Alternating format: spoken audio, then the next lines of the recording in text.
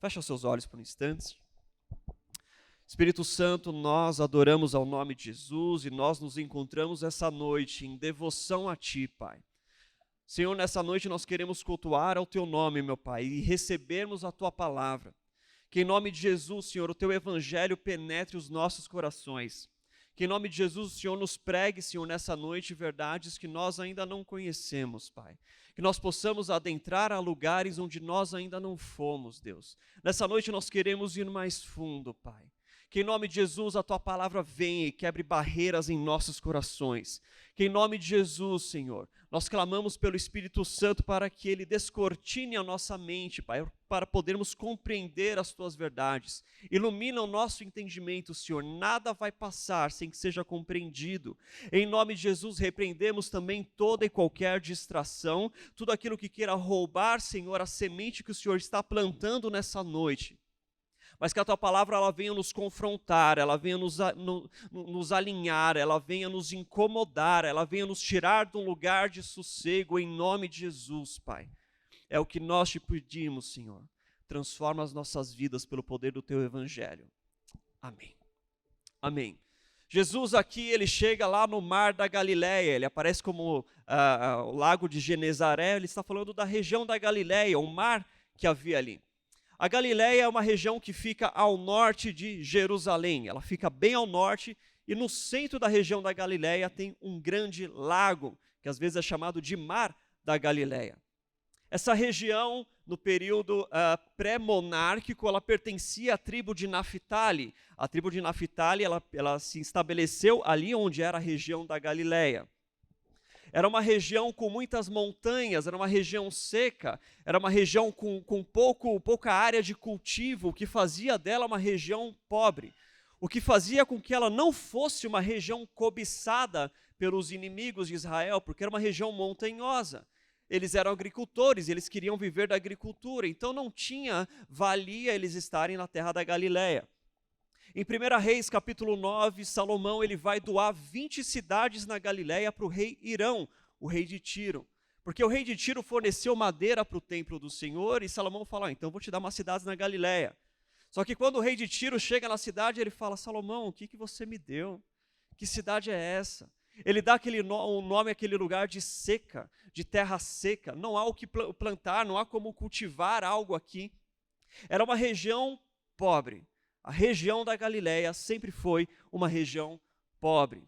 Durante a invasão assíria, uma das primeiras regiões a serem dominadas pelo imperador Tiglat-Pileser foi a região da Galileia. Primeiro eles dominaram ali, depois eles vieram para Samaria. A Galileia ela pertencia ao reino do norte, ao reino de Israel.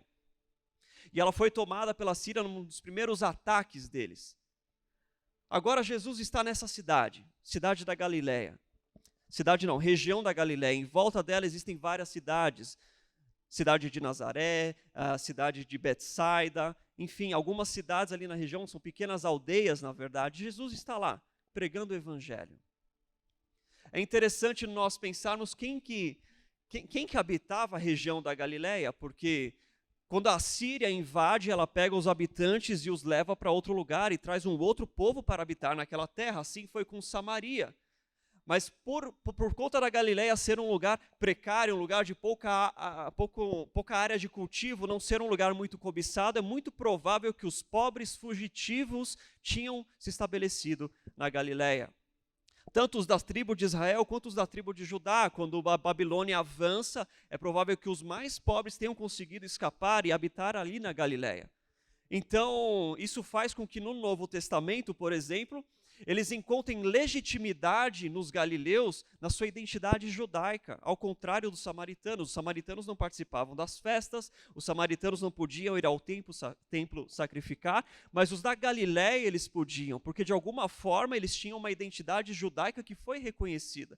Talvez ali uma mistura, né, de tribos que fugitivos e habitaram ali, e se criaram ali, mas o fato é de que a região da Galileia é uma região considerada de judeus. A identidade judaica ela é vista naqueles habitantes. Por isso que eles podem vir para Jerusalém sacrificar, por isso que eles podem vir participar das festas no templo do Senhor, ao contrário dos samaritanos. Jesus então está naquela região. Jesus ele era de Nazaré. Nazaré fica na região da Galileia, uma região pobre. E Jesus começa a pregar exatamente para os pobres. É interessante nós notarmos que, na verdade, quando Jesus prega aos pobres, ele não está pregando para uma minoria. Não, pelo contrário, 90% da população total de judeus no período era considerada pobre. Jesus está pregando para uma maioria populacional. Os mais ricos eram somente 10%, estavam em Jerusalém. Então, quando Jesus ele vai pregar na Galileia, ele está pregando aos pobres, porque o povo ali é um povo pobre. Jesus já tem uma multidão seguindo ele. João Batista já havia apontado, olha, este é aquele que eu vos falei, este é o Cordeiro de Deus que tira o pecado do mundo. Sigam ele é maior do que eu. Jesus tinha acabado de sair do deserto, da tentação de Satanás, e agora ele estava ali na Galileia pregando o evangelho, e já tinha uma multidão. João Batista já havia apontado para ele, uma multidão segue a Jesus. Jesus então está apertado ali na beira do lago, muita gente o empurrando, muita gente querendo ouvir as suas palavras. Ele então olha e teve alguns pescadores que tiveram uma noite fracassada, uma noite difícil. Jesus entra em um dos barcos e pede para Simão Pedro, afasta um pouquinho o barco para que eu possa ensinar, e ali Jesus senta e ensina. Jesus faz do barco o púlpito. Na verdade, todo o púlpito, ele é um barco, porque é no púlpito que a gente lança as redes do evangelho, para que elas possam trazer da escuridão à luz aquele que está preso, para que ela possa trazer a liberdade àquele que é cativo, para que ela possa dissipar a escuridão dos olhos daqueles que estão submersos nas águas escuras. Todo púlpito é um barco de pesca, e Jesus faz daquele barco um púlpito. E ali ele ensina e ele traz as boas novas para todos aqueles que o estavam ouvindo. Depois de ensinar, Jesus vira para Pedro e fala: olha, Pedro, leva o barco um pouco mais fundo, um pouco mais para dentro e lança suas redes. Na verdade, o que Jesus fala ali para Pedro é algo totalmente na contramão. Naquele período, a pesca era feita com redes. A rede ela só é suficiente para pescar na superfície da água. Não haviam varas de pescar, não havia nenhum equipamento para pescar nas profundezas da água. A rede ela pescava na superfície. Por isso que eles pescavam à noite, porque era à noite que os peixes vinham mais próximos à superfície. Mas conforme o dia nasce e a luz vem, os peixes se afundam novamente, eles vão para as profundezas da água. E agora Jesus fala: Pedro, você vai afastar um pouco para a área mais funda. Você vai lançar suas redes de novo. Pedro fala: mestre, nós passamos a noite inteira e não conseguimos nada. Pedro, quando fala mestre, ele não usa a palavra rabi, que é mestre da lei. Ele usa a palavra epispates, que é mestre no sentido de chefe, uma autoridade. Ele reconhece em Jesus ali algum nível de autoridade maior do que um simples mestre da lei. Ele reconhece em Jesus quase que um cargo governamental. Fala: mestre, epistates. Nós passamos a noite inteira pescando e não conseguimos nada. Mas, porque és tu quem está falando, então nós iremos lançar as redes. No Evangelho de João, capítulo 1, fala do primeiro encontro de Jesus com Pedro, quando André chega para Pedro e fala: Pedro, este é o Messias, achamos o Messias. Com base nesse reconhecimento, nessa verdade, nos ensinos que ele acabou de ouvir, ele falou: mestre, porque és tu que está falando, pelas suas palavras eu lançarei novamente as redes. Pedro ele está dividido. De um lado, a sua experiência fria, sabe que não vai ter peixe, mas por um outro lado, existe uma fé robusta que começa a nascer em Pedro. Pedro está num conflito de uma experiência fria, de um fracasso noturno, mas de uma fé robusta, com base na palavra daquele que a liberou. Pedro fala: então beleza, vou lançar. e ele lança as redes, e de forma milagrosa e surpreendente, as redes se enchem de peixes. Tal ponto que Pedro tem que chamar alguém, olha, encosta aqui, ajuda a tirar a rede, porque tem muito peixe. E as redes começam a se rasgar, e são muitos peixes. E os peixes sobem, eles colocam os peixes no barco, os barcos correm o risco de afundar. Um milagre aconteceu diante dos olhos daquele rude pescador. Um milagre acontece naquela manhã para Pedro. É interessante que durante todo este trecho, tudo que Jesus fala é direcionado a Pedro. Pedro, eu vou entrar no seu barco. Haviam outros barcos. Jesus escolheu de Pedro. Pedro, afasta teu barco. Pedro, lança as redes. As redes eram de todos, mas ele fala para Pedro. Ele chega a Pedro, agora você vai lançar. O tratar de Jesus naquele dia era com Pedro. Claro que nós temos um lado profético, porque Jesus está despertando a Pedro para um chamado que haveria no futuro. Existe o lado profético de Jesus enxergar em Pedro aquele homem que seria a base para o surgimento e o crescimento da igreja. Mas Jesus também ele se dirige principalmente a Pedro, porque Pedro era o mais velho daquele grupo. Na verdade, de toda aquela comitiva de Jesus, Jesus e os seus discípulos, somente Jesus e Pedro tinham mais de 30 anos. Todo o resto tinha idade menor. Pedro estaria no Vox, Jesus também estaria no Vox. Somente os dois tinham mais de 30 anos. Nós sabemos disso porque, em certa ocasião, um cobrador de impostos do templo vai chegar e cobrar de Pedro. Pedro, você e seu mestre não estão pagando o imposto do templo? O imposto que ele se refere é a de dracma, que é o imposto cobrado somente para homens com mais de 30 anos. Por isso que somente Pedro e Jesus são cobrados.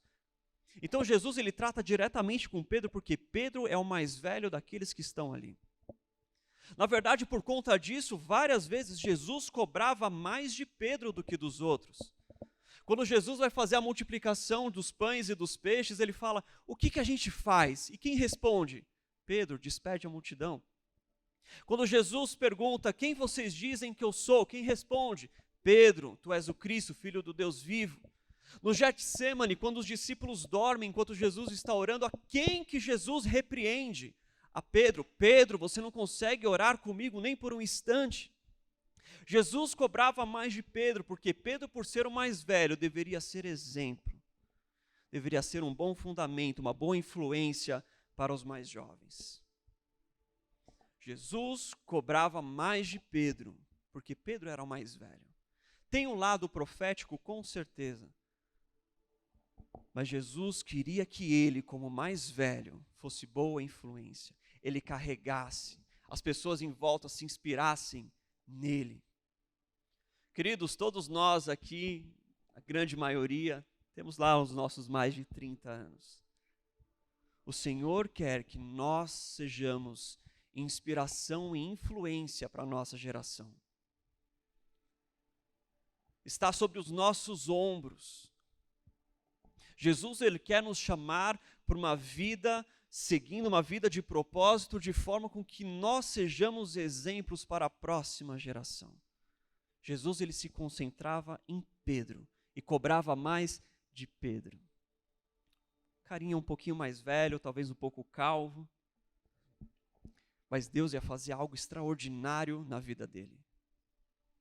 E ali, Pedro, ele pesca os peixes, ele vê algo maravilhoso acontecendo e naquele momento ele tem uma convicção de pecado. Ele chega, mestre, afasta-te de mim, porque sou homem pecador. Quando nós nos deparamos com um milagre, com um agir sobrenatural, nós reconhecemos a santidade daquele que operou, nós reconhecemos a grandeza de Deus, querido, nós somos contritos. O nosso pecado é descortinado, nós caímos na realidade de quem nós somos. E aí Pedro vem, Jesus, se afasta de mim. Assim como Isaías, quando viu a sala do trono, fala, ai de mim. Assim Pedro viu, ele falou, não, esse cara é o Messias, afasta-te de mim. Quando nós temos a consciência do nosso pecado, nós falamos: Deus, eu sou pecador, afasta de mim. Ai de mim, sou um pecador, um homem de lábios impuros. A questão é que do outro lado, Jesus não fala: vou te afastar de mim. Pelo contrário, eu vou tornar você alguém melhor. Pedro fala: afasta de mim. Jesus fala: eu farei de você um pescador de homens. Senhor, afasta de mim. Não, eu quero proximidade, porque você vai andar comigo. E eu vou transformar quem você é. Eu vou mudar quem você foi e transformar quem você será. O chamado de Jesus é um chamado de relacionamento. Eu farei de você. Ande comigo, ande ao meu lado, vou te ensinar passo a passo. E Jesus oferece para Pedro algo grande. Porque pensa comigo, olha, Pedro ele acabou de viver um milagre. Pedro acabou de receber uma grande bênção aconteceu nos olhos dele, diante dos olhos dele. Cara, que bênção, que milagre é esse que aconteceu? E Jesus fala para Pedro: Pedro, me segue porque eu farei de você pescador de homens. Jesus não prometeu para Pedro mais milagres.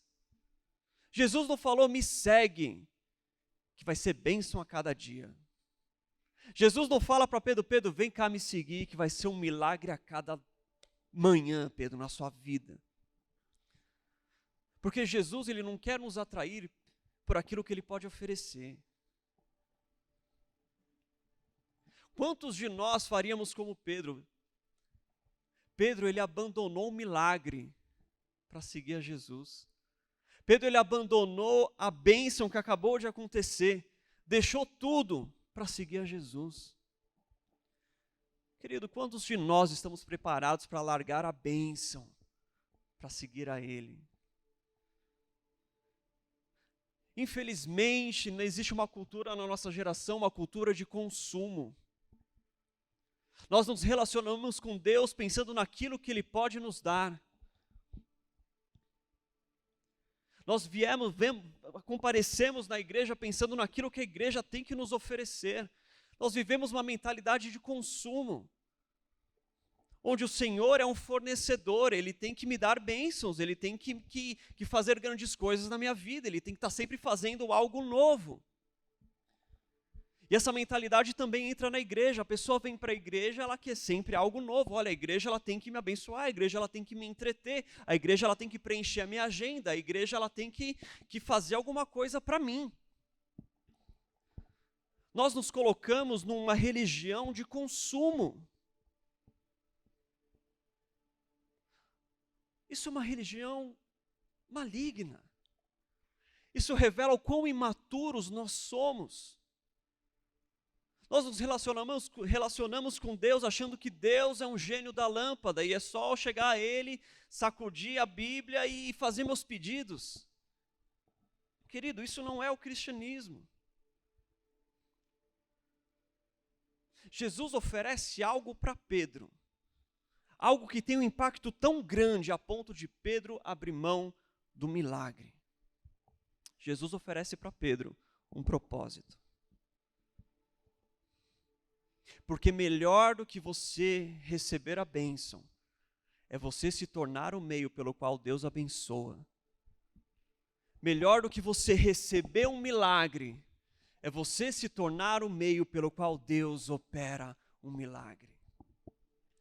É um caminho de maturidade, onde o Senhor nos arranca do centro e nos coloca como um meio.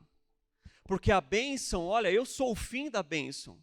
Ela vem até mim e eu aproveito dela, mas Jesus fala: não, Pedro, eu vou te colocar num lugar onde você vai ser o meio da bênção.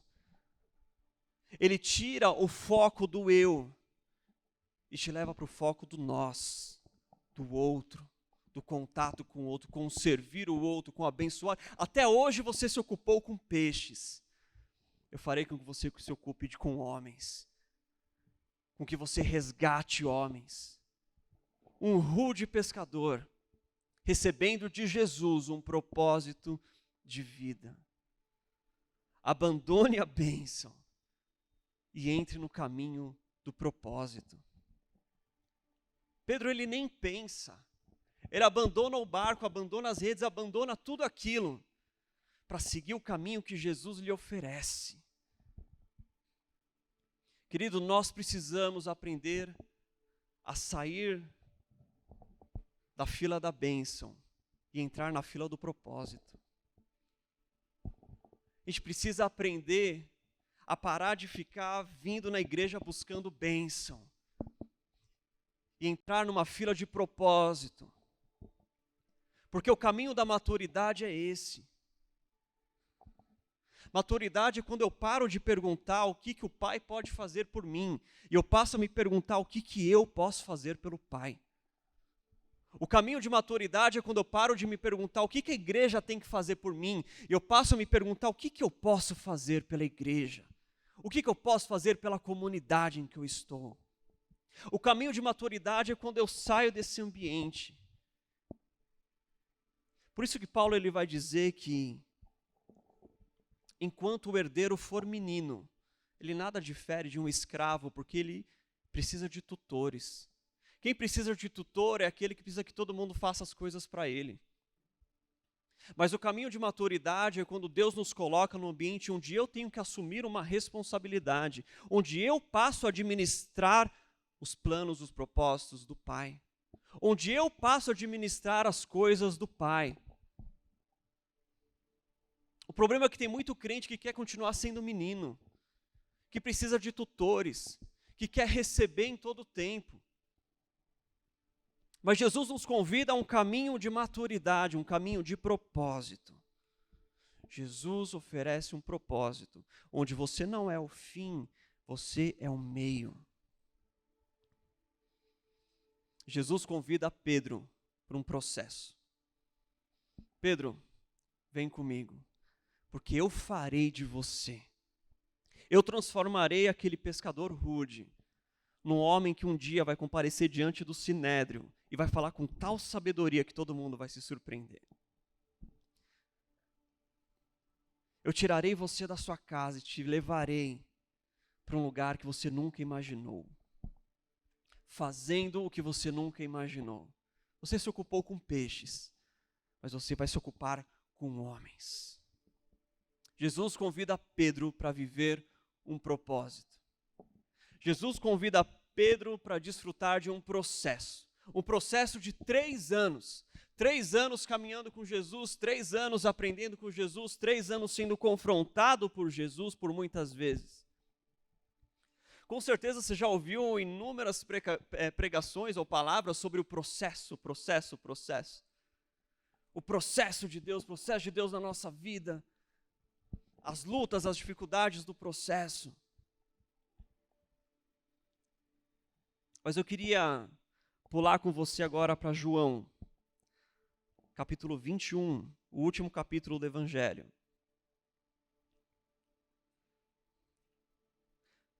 E quero te falar que o processo ele não dura para sempre.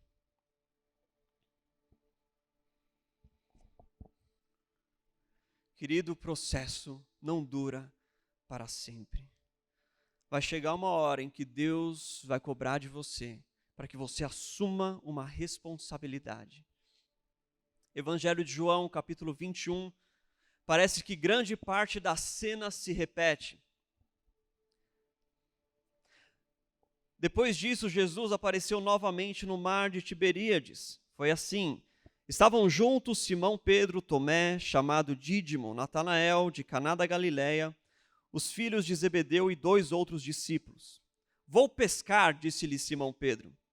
E eles disseram, nós vamos com você.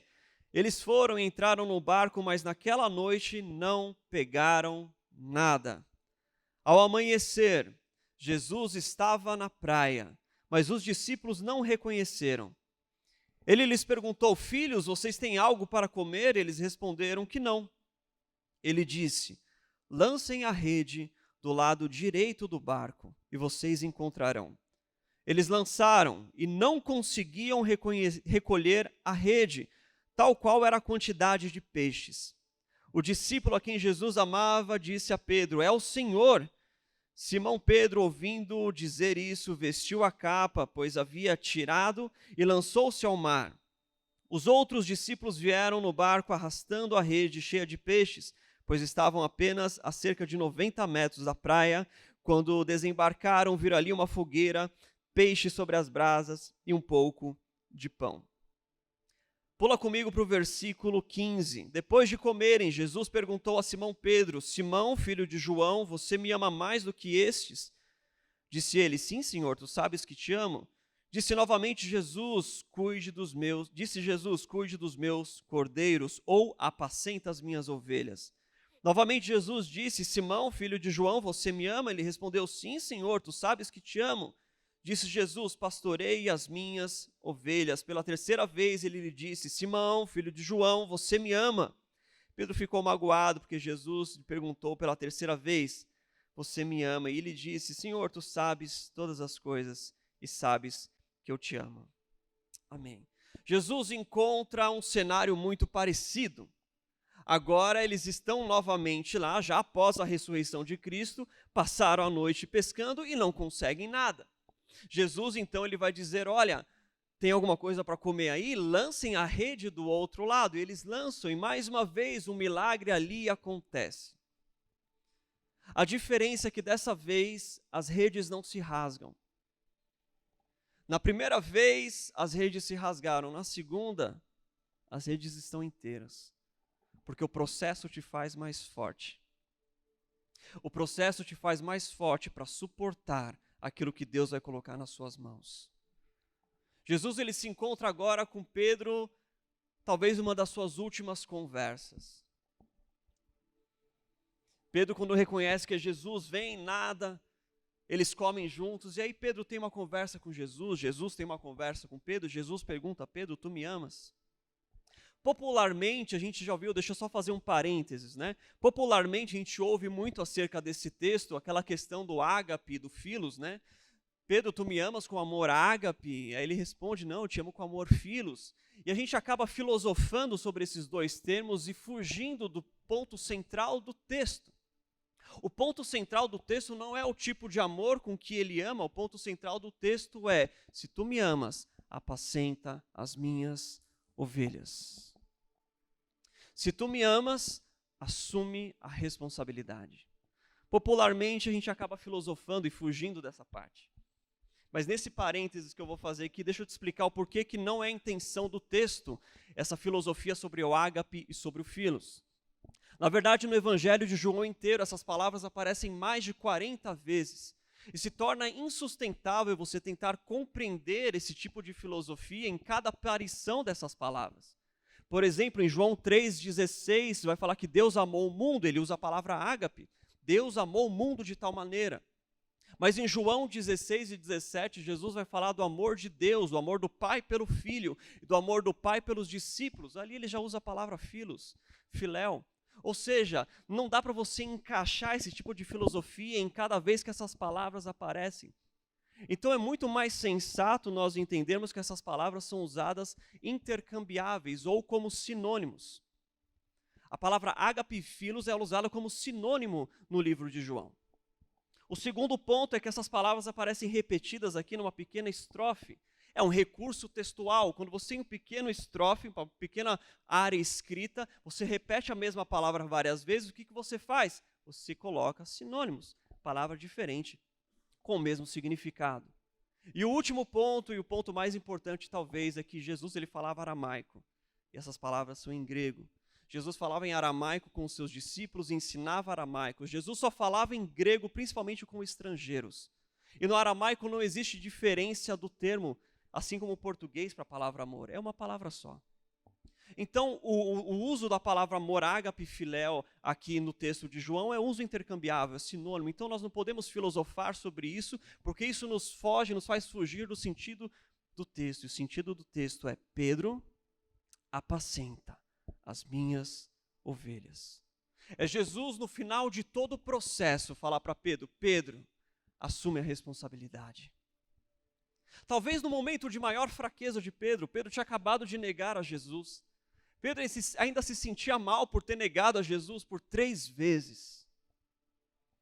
Porque às vezes é assim, queridos. Nós queremos assumir a responsabilidade, nós queremos somente começar a viver aquilo que Deus tem quando nós nos sentirmos santos, quando nós nos sentirmos perfeitos.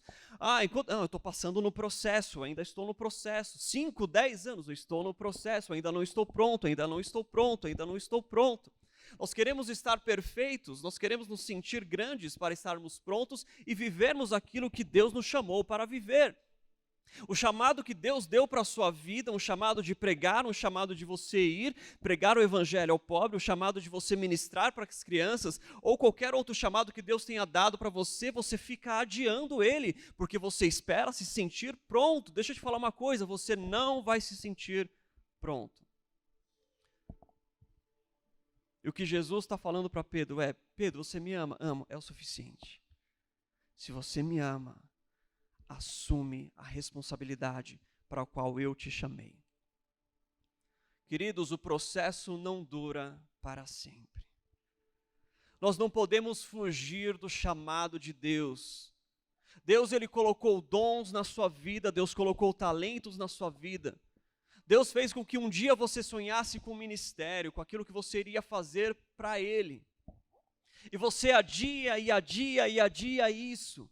E nunca tem o fim, já se passaram 5, 10 anos, e agora você fala: olha, talvez eu já esteja velho demais para viver aquilo que Deus me chamou. Querido, a pergunta é: tu me amas? Se tu me amas, assuma a responsabilidade. Apacenta as minhas ovelhas. O rebanho de Cristo. Jesus está falando: Pedro, apacenta o meu rebanho. É um chamado muito pesado. Mas chegou a hora de Pedro assumir a responsabilidade. O processo de restauração de Pedro é convocando Pedro para se posicionar. Se posicione. Assuma a responsabilidade e faça. Chegou a hora. O processo terminou. Aquilo que eu falei para você 3 anos atrás já aconteceu. Eu já transformei você. As suas redes são mais fortes hoje. Assuma a responsabilidade e viva o que Deus tem para você. Saia do ambiente onde você acha que você só tem que receber. Assuma a responsabilidade e entre no ambiente onde você passa a servir os outros. Saia do ambiente de imaturidade, onde você ainda precisa de tutores. Saia dessa mentalidade de consumo e comece a se perguntar: agora, o que eu posso fazer pela igreja? O que eu posso fazer pelo Pai? Assuma a responsabilidade. Nenhum dom que Deus colocou na sua vida vai ser desperdiçado. Nenhum ministério que o Senhor colocou na sua vida, na sua história, vai ser desperdiçado em nome de Jesus. O meu chamado essa noite, o chamado do Evangelho essa noite é: assuma a responsabilidade. Pare de fugir. Pare de fugir. Pare de achar que você não está pronto. Assuma a responsabilidade. O seu dom não pode ser enterrado, o seu talento não pode ser enterrado, o seu ministério não pode ser enterrado. Pedro, quando ele volta para pescar, é como se ele tivesse desistindo de tudo aquilo que ele viveu. Ele voltou para a condição inicial, a condição da qual Deus o tirou. E às vezes nós fazemos isso. Seja pelo nosso fracasso, seja pelo nosso erro, por aquilo que nós nos desapontamos. Nós voltamos para a condição inicial. E Jesus vem, Ele te tira dessa condição inicial de novo e fala: assume a responsabilidade. Pedro, ele tentou jogar fora o ministério. Mas Jesus interrompe aquele momento e mostra para Pedro: Pedro, você me ama? É o suficiente. É o que eu precisava ouvir. Assume o lugar para o qual eu te chamei a ocupar. Queridos, muitos de nós aqui temos mais de 30 anos. Muitos de nós aqui já fizemos várias coisas na igreja, E talvez muitos de nós aqui também tenhamos desistido de algumas coisas. 2023 é um ano de viver o propósito. 2023 é o ano de você sair de uma zona de conforto. 2023 é o ano de você despertar novamente aquele ministério que você enterrou. Deus, Ele quer trazer a luz. Deus, Ele quer fazer brilhar mais uma vez. Pare de querer enterrar aquilo que o Senhor quer resgatar. Pare de querer esconder aquilo que o Senhor quer fazer brilhar. 2023 é hora de você sair daquela zona de conforto e assumir uma responsabilidade. Sair do local de imaturidade e passar a falar: Deus, o que eu posso fazer então pelo Senhor? O que eu posso fazer pela igreja, pela comunidade? O que eu posso fazer? Faz queimar em mim novamente aquilo que um dia se apagou. Senhor, faz queimar no nosso coração novamente aquilo que um dia eu apaguei. Seja por decepções, seja por desprezo, seja por qualquer outro motivo. Ressurreição de chamados essa noite. Em nome de Jesus. Fica de pé, vamos orar.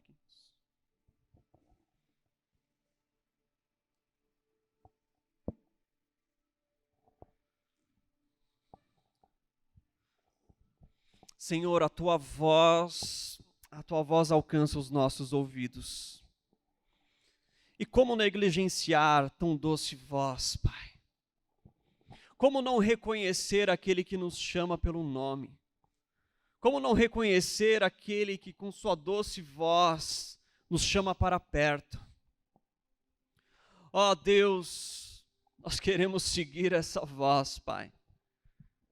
Senhor, nós oramos nessa noite para que no nome de Jesus, tudo aquilo que um dia nós sufocamos, tudo aquilo que um dia nós, Senhor, colocamos no fundo do oceano, que em nome de Jesus a sua rede nos pegue essa noite, meu Pai, e traga para a luz.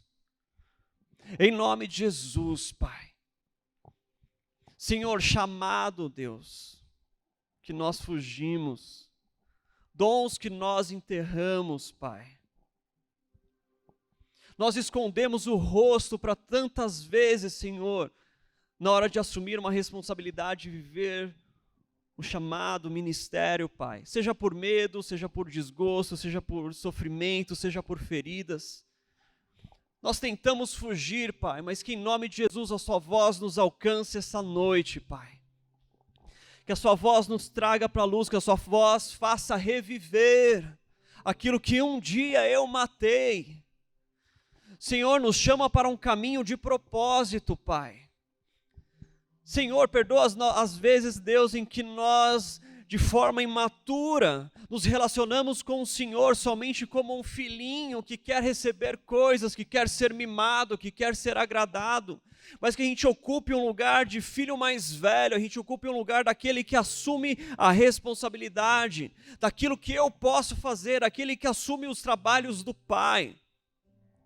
Em nome de Jesus, Senhor, faz brotar mais uma vez, faz arder mais uma vez, Senhor. Senhor, esse chamado já ardeu nos corações. Senhor, esse chamado já queimou dentro de nós, Pai, mas nós jogamos areia nele. Que em nome de Jesus ele venha para a luz nessa noite, Pai, porque o Senhor precisa de trabalhadores. O Senhor precisa de trabalhadores, daqueles que assumem os negócios do Pai. E que em nome de Jesus aqui no Vox seja um ministério de maturidade, Deus. De jovens maduros que estão ouvindo a voz do Senhor e não estão tapando os ouvidos para ela. Pelo contrário, estão falando: Senhor, eis-nos aqui, vamos viver, vamos fazer, vamos abandonar o que tiver que abandonar. O Senhor nos convida para um caminho de renúncia, renúncia rumo a um propósito. Em nome de Jesus, Pai. Faz queimar mais uma vez, Senhor, mais uma vez, Deus. nós vamos viver tudo aquilo que um dia o Senhor sonhou. Que em nome de Jesus nenhum dom seja desperdiçado, nenhum ministério seja esquecido. Porque vidas precisam de nós, vidas precisam ser alcançadas. Como posso eu esconder aquilo que o Senhor quer colocar no alto? Como posso eu, Pai, esconder uma vela debaixo de uma cama? Não, ela tem que iluminar toda a casa. Senhor, nós vamos viver, em nome de Jesus. Estamos no início de um ano, Pai, e esse ano vai terminar com os jovens deste Vox, Pai, vivendo o Teu propósito. Em nome de Jesus, este ano, Pai, termina com os jovens vivendo todo o propósito que um dia o Senhor entregou a nós, Pai. Jovens ousados e corajosos, que não fogem da responsabilidade, mas assumem ela. Em nome de Jesus, Pai. Em nome de Jesus, Senhor, tira o medo do coração dos teus filhos, Pai. Senhor, se é o medo, nós repreendemos o medo. Se é dor, nós repreendemos a dor. Se são feridas, nós repreendemos essas feridas. Se são feridas abertas, que elas fechem, que elas cicatrizem, porque as cicatrizes mostram aquilo que nós vencemos, aquilo que nós superamos, aquilo que nós passamos. Em nome de Jesus, Senhor. E dá-nos coragem. Ah, Deus, coragem e ousadia, Senhor. Porque se precisar pular do barco, a gente pula do barco. Deus. Se precisar, a gente faz. Se precisar ir longe, a gente vai. Se precisar renunciar, eu renuncio. Se precisar abrir mão da bênção, eu abro. Se precisar abrir mão do milagre, eu abro. Para que o Senhor use a minha vida, Pai. Em nome de Jesus é o que nós te pedimos. Amém.